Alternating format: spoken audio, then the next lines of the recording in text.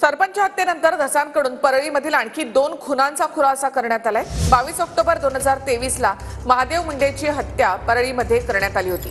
तसंच परळीमध्ये एका कला शिक्षकाच्या मुलीला जाळून मारल्याचा आरोप धस यांनी केलाय।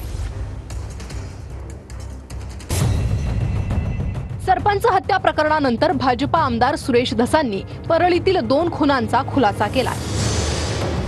22 ऑक्टोबर 2023 ला महादेव मुंडेंची परळीच्या तहसील कार्यालयासमोर हत्या करण्यात आली होती।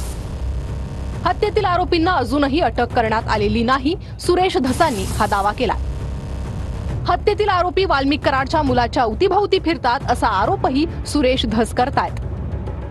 खुनाचा अद्याप एकही आरोपी अटक केला गेलेला नाही। आरोपी सुशील म्हणून जो आकाचा पोरगा आहे त्याच्या अवतीभवती फिरताना दिसतात।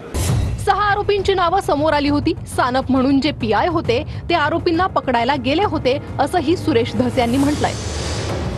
मात्र आकांनी आरोपींना पकडू नका असं पीआय सानप यांना सांगितलं। हत्या प्रकरणात राजाभाऊ फड आणि आरोपी सोडून इतर लोकांना आरोपी करा असंही आकानं सानप यांना सांगितलं होतं असं सुरेश धस म्हणतात। मात्र पीआय सानप यांनी नकार दिल्यानं त्यांना परळीतून चालता केलं। आता ते धाराशिवमध्ये आहेत अशी माहितीही सुरेश धसांनी दिली आहे। आकाने सांगितलं की यांना पकडायचं नाही, तर तो सानप बिचारा म्हणला मी हे पाप करणार नाही, माझ्याच्याने हे होणार नाही। म्हणले तू चालता हो, ते म्हणला लगेच चालता हो ना। आता ते धाराशिव जिल्ह्यातल्या एका पोलीस स्टेशनला पीआय म्हणून आहे।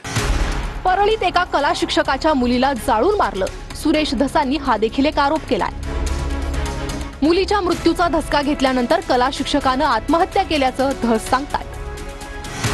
तर शिक्षकाची बायको वेडी झाली, मुलगा गायब झाला, दुसरी मुलगी लग्न करून गेली, परत आलीच नाही अशी ही माहिती सुरेश धस देत आहेत। कळशाचं जे प्रकरण आहे, कला शिक्षकाची मुलगी जाळून मारली, नंतर ते पाहून कला शिक्षकांनी फाशी घेतली, बायको येडी झाली, ती एरोड्यात गेली, एक पोरगा होता तो गायब झाला, एक मुलगी दुसरी होती ती कोणाबरोबर तरी लग्न करून ती जे निघून गेली ती परत परळीला आलीच नाही।